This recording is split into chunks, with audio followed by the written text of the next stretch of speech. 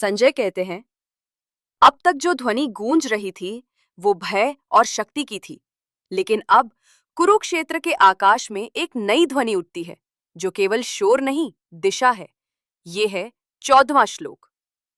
ततः श्वेतैर्हयैर्युक्ते महति स्यन्दने स्थितौ माधवः पांडवश्चैव दिव्यो शंखो प्रदध्मतुः। संजय कहते हैं, इसके बाद श्वेत अश्वों से युक्त महान रथ पर स्थित श्री कृष्ण और अर्जुन ने अपने दिव्य शंख बजाए।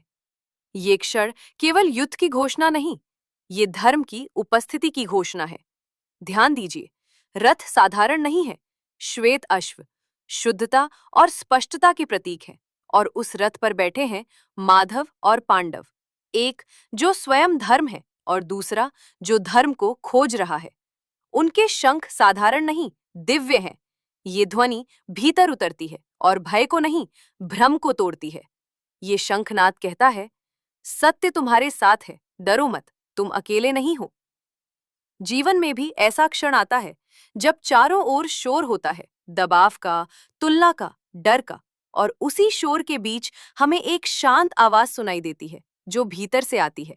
वही कृष्ण की ध्वनि है। वो हमें युद्ध के लिए नहीं, स्वयं के लिए जगाती है। ये श्लोक हमें सिखाता है, जब धर्म हमारे साथ होता है तो हमें भीषण परिस्थितियों से डरने की आवश्यकता नहीं, क्योंकि जीत का अर्थ बाहर की विजय नहीं, भीतर की स्थिरता है।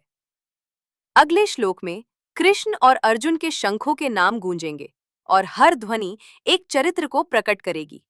गीता अब हमें आत्मा की ओर ले जा रही है।